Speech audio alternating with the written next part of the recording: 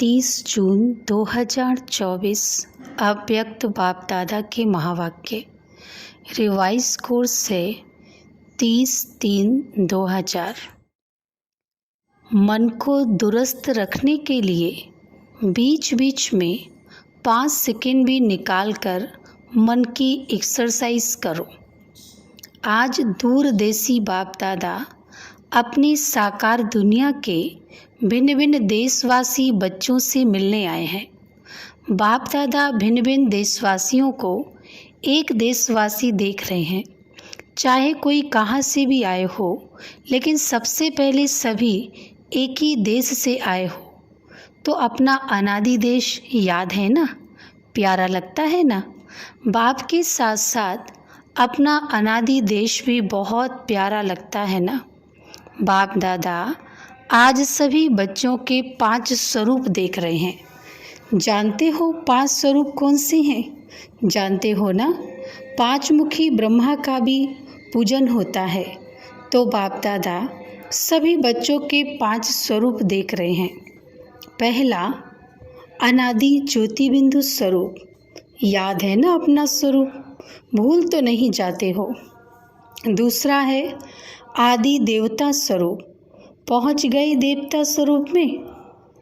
तीसरा मध्य में पूज्य स्वरूप, वह भी याद है। आप सबकी पूजा होती है या भारतवासियों की होती है? आपकी पूजा होती है? कुमार सुनाओ, आपकी पूजा होती है? तो तीसरा है पूज्य स्वरूप, चौथा है संगम युगी ब्राह्मण स्वरूप और लास्ट में है फरिश्ता स्वरूप। तो 5 ही रूप याद आ गए। अच्छा, 1 सेकंड में ये 5 ही रूपों में अपने को अनुभव कर सकते हो। 1 2 3 4 5 तो कर सकते हो। ये 5 ही स्वरूप कितने प्यारे हैं। जब चाहो जिस भी रूप में स्थित होने चाहो, सोचा और अनुभव किया। यही रूहानी मन की एक्सरसाइज है। आजकल सभी क्या करते हैं? एक्सरसाइज करते हैं। जैसे आदि में भी आपकी दुनिया में सतयुग में नेचुरल चलते फिरते की एक्सरसाइज थी, खड़े होकर के 1 2 3 एक्सरसाइज नहीं। तो अभी अंत में भी बाप दादा मन की एक्सरसाइज कराते हैं। जैसे स्थूल एक्सरसाइज से तन दुरुस्त रहता है ना, तो चलते फिरते ये मन की एक्सरसाइज करते रहो। इसके लिए टाइम नहीं चाहिए, 5 सेकंड भी निकाल सकते हो या नहीं? ऐसा कोई बिजी है जो 5 सेकंड भी नहीं निकाल सके? है कोई तो हाथ उठाओ। फिर तो नहीं कहेंगे क्या करें टाइम नहीं मिलता, ये तो नहीं कहेंगे ना, टाइम मिलता है। तो ये एक्सरसाइज बीच बीच में करो। किसी भी कार्य में हो, 5 सेकंड की ये मन की एक्सरसाइज करो तो मन सदा ही दुरुस्त रहेगा, ठीक रहेगा। बाप दादा तो कहते हैं हर घंटे में ये 5 सेकंड की एक्सरसाइज करो। हो सकती है, देखो सभी कह रहे हैं हो सकती है। याद रखना, ओम शांति भवन याद रखना, भूलना नहीं। तो जो मन की भिन्न भिन्न कंप्लेन है ना, क्या करें मन नहीं टिकता, मन को मण बना देते हो।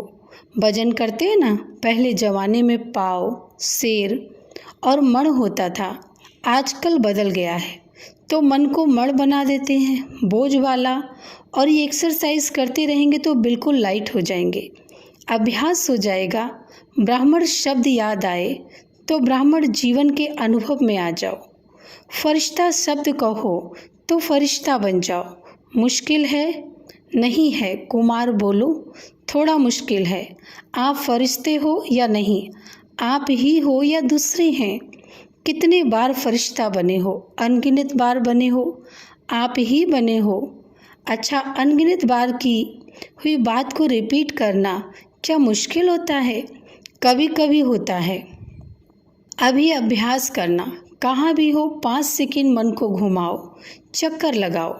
चक्कर लगाना तो अच्छा लगता है ना टीचर्स, ठीक है ना? राउंड लगाना आएगा ना, बस राउंड लगाओ, फिर कर्म में लग जाओ। हर घंटे में राउंड लगाया, फिर काम में लग जाओ, क्योंकि काम को तो छोड़ नहीं सकते ना। ड्यूटी तो बजानी है, लेकिन 5 सेकेंड, मिनट भी नहीं सेकेंड नहीं निकल सकता है। निकल सकता है, यूएन के ऑफिस में निकल सकता है। मास्टर सर्वशक्तिवान हो तो मास्टर सर्वशक्तिवान क्या नहीं कर सकता। बाप दादा को एक बात पर बच्चों को देख करके मीठी मीठी हंसी आती है। किस बात पर? चैलेंज करते हैं, पर्चा छपाते हैं, भाषण करते हैं, कोर्स कराते हैं। क्या कराते हैं? हम विश्व को परिवर्तन करेंगे। ये तो सभी बोलते हैं ना, या नहीं? सभी बोलते हैं या सिर्फ भाषण करने वाले बोलते हैं? तो एक तरफ कहते हैं विश्व को परिवर्तन करेंगे, मास्टर सर्वशक्तिवान है, और दूसरी तरफ अपने मन को मेरा मन कहते हैं। मालिक है मन के और मास्टर सर्वशक्तिवान है, फिर भी कहते हैं मुश्किल है। तो हंसी नहीं आएगी? आएगी ना हंसी। तो जिस समय सोचते हो मन नहीं मानता, उस समय अपने ऊपर मुस्कुराना। मन में कोई भी बात आती है तो बाप दादा ने देखा है 3 लकीरें लगाई हुई हैं। एक पानी पर लकीर, पानी पर लकीर देखी है? लगाओ लकीर तो उसी समय मिट जाएगी, लगाते तो है ना। तो दूसरी है किसी भी कागज पर, स्लेट पर कहाँ भी लकीर लगाना, और सबसे बड़ी लकीर है पत्थर पर लकीर। पत्थर की लकीर मिटती बहुत मुश्किल है। तो बाप दादा देखते हैं कि कई बार बच्चे अपने ही मन में पत्थर की लकीर के मुआफिक पक्की लकीर लगा देते हैं, जो मिटाते हैं लेकिन मिटती नहीं। ऐसी लकीर अच्छी है। कितना बारी प्रतिज्ञा भी करते हैं अब से नहीं करेंगे, अब से नहीं होगा, लेकिन फिर वश हो जाते हैं। इसलिए बाप दादा को बच्चों पर घृणा नहीं आती, रहम आता है। परवश हो जाते हैं तो परवश पर रहम आता है। जब बाप दादा ऐसे रहम भाव से बच्चों को देखते हैं तो ड्रामा के पर्दे पर क्या आ जाता है? कब तक? तो इसका उत्तर आप दो। कब तक? कुमार दे सकते हैं? कब तक ये समाप्त होगा? बहुत प्लान बनाते हो ना कुमार, तो कब तक बता सकते हो? आखिर भी ये कब तक? बोलो। जवाब आता है कब तक? दादियाँ सुनाओ। जब तक संगम युग है तब तक थोड़ा थोड़ा रहेगा। तो संगम युग भी कब तक? जब फरिश्ता बन जाएंगे, वह भी कब तक? बाबा बताएं। फरिश्ता बनना आपको है या बाप को? तो इसका जवाब सोचना। बाप तो कहेंगे अब तैयार हैं, आधी माला में भी हाथ नहीं उठाया। बाप दादा सदा ही बच्चों को संपन्न स्वरूप में देखने चाहते हैं। जब कहते ही हो बाप ही मेरा संसार है, ये तो सब कहते हो ना, दूसरा भी कोई संसार है क्या? बाप ही संसार है। तो संसार के बाहर और क्या है? सिर्फ संस्कार परिवर्तन करने की बात है। ब्राह्मणों के जीवन में मेजॉरिटी विघ्न रूप बनता है संस्कार, चाहे अपना संस्कार चाहे दूसरों का संस्कार। ज्ञान सभी में है, शक्तियाँ भी सभी के पास हैं, लेकिन कारण क्या होता है? जो शक्ति जिस समय कार्य में लानी चाहिए उस समय इमर्ज होने के बजाय थोड़ा पीछे इमर्ज होती है।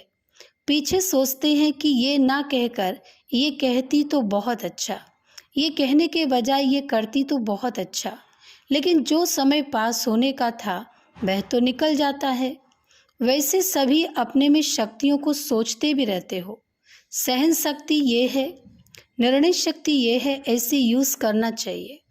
सिर्फ थोड़े समय का अंतर पड़ जाता है। और दूसरी बात क्या होती? चलो एक बार समय पर शक्ति कार्य में नहीं आई और बाद में महसूस भी किया कि ये ना करके ये करना चाहिए था, समझ में आ जाता है पीछे। लेकिन उस गलती को एक बार अनुभव करने के बाद आगे के लिए अनुभवी बन उसको अच्छी तरह से रियलाइज़ कर लें, जो दोबारा नहीं हो। फिर भी प्रोग्रेस हो सकती है। उस समय समझ में आता है ये रॉन्ग है, ये राइट है, लेकिन वही गलती दोबारा नहीं हो, उसके लिए अपने आप से अच्छी तरह से रियलाइजेशन करना। उसमें भी इतना फुल परसेंट पास नहीं होते। और माया बड़ी चतुर है। वही बात मानो आप में सहन शक्ति कम है, तो ऐसी ही बात जिसमें आपको सहन शक्ति यूज़ करना है, एक बार आपने रियलाइज़ कर लिया, लेकिन माया क्या करती है कि वह दूसरी बारी थोड़ा सा रूप बदल कर के आती है। होती वही बात है, लेकिन जैसे आजकल के ज़माने में चीज़ वही पुरानी होती, लेकिन पॉलिश ऐसी कर देते हैं जो नई से भी नई दिखाई दे। तो माया भी ऐसे पॉलिश करके आती है। जो बात का रहस्य वही होता है। मानो आप में ईर्ष्या आ गई। ईर्ष्या भी भिन्न भिन्न रूप की है, एक रूप की नहीं है। तो बीज ईर्ष्या का ही होगा, लेकिन उस रूप में आएगी, उसी रूप में नहीं आएगी। तो कई बार सोचते हैं कि ये बात पहले वाली तो वह थी ना, ये तो बात ही दूसरी हुई ना। लेकिन बीज वही होता है, सिर्फ रूप परिवर्तित होता है। उसके लिए कौन सी शक्ति चाहिए? परखने की शक्ति। इसके लिए बाप दादा ने पहले भी कहा है कि दो बातों का अटेंशन रखो। एक सच्ची दिल, सच्चाई अंदर नहीं रखो। अंदर रखने से जैसे गैस का गुब्बारा भर जाता है और आखिर क्या होगा? फटेगा ना। तो सच्ची दिल। चलो आत्माओं के आगे थोड़ा संकोच होता है, थोड़ा शर्म सा आता है, पता नहीं मुझे किस दृष्टि से देखेंगे। लेकिन सच्ची दिल से, महसूसता से बाप दादा के आगे रखो। ऐसे नहीं मैंने बाप दादा को कह दिया ये गलती हो गई, जैसे ऑर्डर चलाते हैं, हाँ मेरे में ये गलती हो गई, ऐसे नहीं। महसूसता की शक्ति से, सच्ची दिल से, सिर्फ दिमाग से नहीं, लेकिन दिल से अगर बाप दादा के आगे महसूस करते हैं तो दिल खाली हो जाएगी, किचड़ा खत्म। बातें बड़ी नहीं होती, छोटी ही होती हैं, लेकिन अगर आपकी दिल में छोटी छोटी बातें भी इकट्ठी होती रहती हैं तो उनसे दिल भर जाती है, खाली तो नहीं रहती है ना। तो दिल खाली नहीं तो दिलाराम कहाँ बैठेगा? बैठने की जगह तो हो ना। तो सच्चे दिल पर साहिब राजी। जो हूँ जैसी हूँ, जो हूँ जैसा हूँ, बाबा आपका हूँ। बाप दादा तो जानते ही हैं कि नंबरवार तो होने ही है, इसलिए बाप दादा उस नज़र से आपको नहीं देखेगा। लेकिन सच्ची दिल और दूसरा कहा था सदा बुद्धि की लाइन क्लियर हो, लाइन भी डिस्टर्बेंस नहीं हो, कट ऑफ नहीं हो। बाप दादा जो एक्स्ट्रा समय पर शक्ति देने चाहते हैं, दुआएं देने चाहते हैं, एक्स्ट्रा मदद देने चाहते हैं, अगर डिस्टर्बेंस होगी तो वह मिल नहीं सकेगी। लाइन क्लियर ही नहीं है, क्लीन नहीं है, कट ऑफ है, तो ये जो प्राप्ति होनी चाहिए वह नहीं होती। कई बच्चे कहते नहीं है तो सोचते हैं, कोई कोई आत्मा को बहुत सहयोग मिलता, ब्राह्मणों का भी मिलता, बड़ों का भी मिलता, बाप दादा का भी मिलता, हमको कम मिलता है। कारण क्या? बाप तो दाता है, सागर है, जितना जो लेने चाहे बाप दादा के भंडारे में ताला चाबी नहीं है, पहरेदार नहीं है। बाबा कहा जी हाजिर, बाबा कहा लो, दाता है ना, दाता भी है और सागर भी है, तो क्या कमी होगी? इन्हीं दो बातों की कमी होती है। एक सच्ची दिल, साफ दिल हो, चतुराई नहीं करो। चतुराई बहुत करते हैं, भिन्न भिन्न प्रकार की चतुराई करते हैं।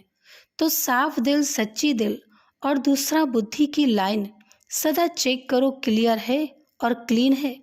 आजकल के साइंस के साधनों में भी देखते हो ना, थोड़ी भी डिस्टर्बेंस क्लियर नहीं करने देती, तो ये जरूर करो। और विशेष बात, इस सीजन का लास्ट टर्न है ना, इसलिए बता रहे हैं। डबल विदेशियों के लिए ही नहीं है, सबके लिए है। लास्ट टर्न में आप सामने बैठे हो तो आपको ही करना पड़ता है।